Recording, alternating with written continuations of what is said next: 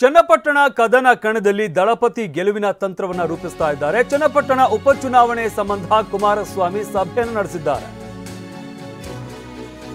ಬೆಂಗಳೂರಿನ ಜೆಪಿ ನಗರದ ನಿವಾಸದಲ್ಲಿ ಇವತ್ತು ಚನ್ನಪಟ್ಟಣ ಮುಖಂಡರ ಜೊತೆಗೆ ಸಭೆಯನ್ನು ನಡೆಸಿದ್ದಾರೆ. ಚನ್ನಪಟ್ಟಣದ ಕಾರ್ಯಕರ್ತರು ಮುಖಂಡರ ಜೊತೆ ಇವತ್ತು ಕುಮಾರಸ್ವಾಮಿ ಅವರು ಸಭೆ ನಡೆಸಿರುವಂತದ್ದು.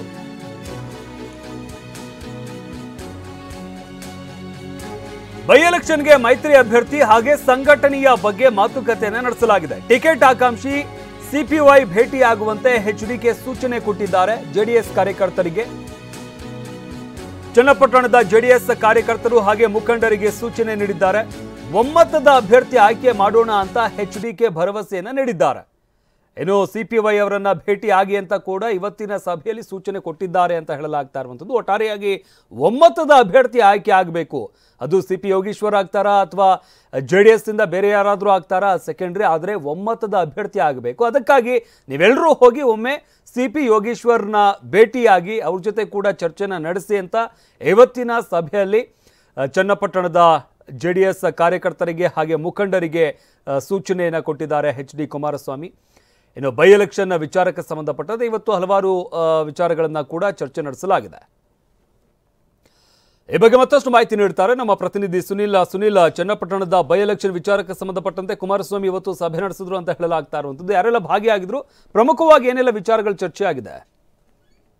ಶಮಂತ್, ಪ್ರಮುಖವಾಗಿ ಚನ್ನಪಟ್ಟಣ ಉಪಚುನಾವಣೆ ಘೋಷಣೆಗೂ ಮುನ್ನವೇ ಈಗಾಗಲೇ ಒಂದು ಚನ್ನಪಟ್ಟಣ ಮಿನಿ ಸಮರ ರಣಕಣ ರಂಗೇ ಇರ್ತಾ ಇದೆ. ಈಗಾಗಲೇ ಒಂದ್ ಕಡೆ ಡಿ ಕೆ ಶಿವಕುಮಾರ್ ಅವರು ಚನ್ನಪಟ್ಟಣದಲ್ಲಿ ಕಾಂಗ್ರೆಸ್ ಬಾವುಟವನ್ನು ಹಾರಿಸಲೇಬೇಕು ಅಂತ ಹೇಳಿ ಶತಾಯಗತಾಯ ಪ್ರಯತ್ನವನ್ನು ಒಂದ್ ಕಡೆ ಮಾಡ್ತಾ ಇದ್ರೆ, ಇನ್ನೊಂದ್ ಕಡೆ ಪ್ರಮುಖವಾಗಿ ಕುಮಾರಸ್ವಾಮಿ ಅವರು ಕೂಡ ಜೆಡಿಎಸ್ ಭದ್ರಕೋಟೆಯನ್ನು ಮತ್ತೆ ಉಳಿಸ್ಕೊಬೇಕು ತಮ್ಮಲ್ಲಿ ಅನ್ನೋ ಪ್ರಯತ್ನ ಕೂಡ ನಡೆಸ್ತಾ ಇರೋದು. ಇದೇ ವಿಚಾರವಾಗಿ ಇವತ್ತು ಕುಮಾರಸ್ವಾಮಿ ಅವರು ಕೂಡ ಸಭೆಯನ್ನು ನಡೆಸಿದ್ದಾರೆ. ಚನ್ನಪಟ್ಟಣದ ಕಾರ್ಯಕರ್ತರು ಮುಖಂಡರು ಈ ಒಂದು ಸಭೆಯಲ್ಲಿ ಭಾಗಿಯಾಗಿದ್ದಾರೆ. ಪ್ರಮುಖವಾಗಿ ಎನ್ಡಿಎ ಅಭ್ಯರ್ಥಿ ಯಾರಾಗ್ತಾರೆ ಅನ್ನೋ ಒಂದು ವಿಚಾರ ಕೂಡ ಸಭೆಯಲ್ಲಿ ಚರ್ಚೆ ಆಗಿರುವಂತು. ಇನ್ನೊಂದ್ ಕಡೆ ಸಿಪಿ ಯೋಗೇಶ್ವರ್ ಕೂಡ ಪ್ರಮುಖವಾಗಿ ಈ ಒಂದು ಚನ್ನಪಟ್ಟಣ ಉಪಚುನಾವಣೆಯ ಆಕಾಂಕ್ಷಿ ಕೂಡ ಆಗಿರುವಂತದ್ದು. ಆ ಒಂದು ಹಿನ್ನೆಲೆಯಲ್ಲಿ ಕುಮಾರಸ್ವಾಮಿ ಈಗಾಗಲೇ ಸಿಪಿ ಯೋಗೇಶ್ವರಿಗೆ ಬಿಟ್ಕೊಡ್ಬೇಕಿಲ್ಲ, ಜೆಡಿಎಸ್ ಇಂದ ಅಭ್ಯರ್ಥಿ ನಿಲ್ಲಿಸಬೇಕನ್ನೋ ಬಗ್ಗೆ ಚರ್ಚೆ ಕೂಡ ಆಗಿದೆ. ಈಗಾಗಲೇ ಕಾರ್ಯಕರ್ತರು ಕೂಡ ಸಾಕಷ್ಟು ಅಭಿಪ್ರಾಯವನ್ನು ಕೂಡ ತಿಳಿಸಿರುವಂತು. ಯಾಕೆಂದ್ರೆ ಇರುವಂತಹ ಜಿಲ್ಲೆಯಲ್ಲಿ ಇರುವಂತಹ ಒಂದು ಕ್ಷೇತ್ರವನ್ನ ನಾವು ಬಿಜೆಪಿಗೆ ಬಿಟ್ಕೊಟ್ರೆ ಜಿಲ್ಲೆಯಲ್ಲಿ ನಮ್ಮ ಹಿಡಿತ ಹೋಗುತ್ತೆ. ಹಾಗಾಗಿ ನಮಗೇನೆ ಜೆಡಿಎಸ್ ಅಭ್ಯರ್ಥಿಯನ್ನ ಕಣಕ್ಕಿಳಿಸಬೇಕು ಅನ್ನೋ ಒಂದಷ್ಟು ಒತ್ತಡವನ್ನು ಕೂಡ ಕುಮಾರಸ್ವಾಮಿಗೆ ಹಾಕಿದ್ರೆ, ಈ ಒಂದು ಒತ್ತಡದ ಸಮಯದಲ್ಲಿ ಕುಮಾರಸ್ವಾಮಿ ಅವರು ಎನ್ಡಿಎ ಮೈತ್ರಿ ಆದ ಹಿನ್ನೆಲೆಯಲ್ಲಿ ಸಿಪಿ ಯೋಗೇಶ್ವರ್ ಜೊತೆ ಒಂದು ಸುತ್ತಿನ ಮಾತುಕತೆಯನ್ನು ನಡೆಸಿ ಅಂತ ಹೇಳಿ ಈಗಾಗಲೇ ಕಾರ್ಯಕರ್ತರು ಮತ್ತೆ ಮುಖಂಡರಿಗೆ ಸೂಚನೆಯನ್ನು ಕೂಡ ಕೊಟ್ಟಿರುವಂತು.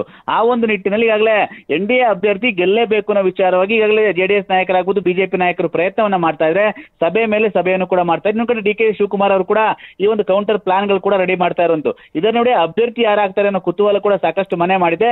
ಈ ವಿಚಾರವಾಗಿ ಈಗಾಗಲೇ ಕಾರ್ಯಕರ್ತರು ಕುಮಾರಸ್ವಾಮಿ ಅವರಿಗೆ ಒಂದ್ ಕಡೆ ಒತ್ತಡ ಆಗ್ತಾ ಇದ್ರೆ, ಅಭ್ಯರ್ಥಿಯ ಆಯ್ಕೆ ವಿಚಾರದಲ್ಲಿ ಕುಮಾರಸ್ವಾಮಿ ಅವರು ಕೂಡ ಈಗಾಗಲೇ ತಲೆ ಕೆಡಿಸ್ಕೊಂಡಿರುವಂತದ್ದು. ಶಮಂತ್, ಧನ್ಯವಾದ ಸುನಿಲ್ ನಿಮ್ಮೆಲ್ಲ ಮಾಹಿತಿಗಾಗಿ.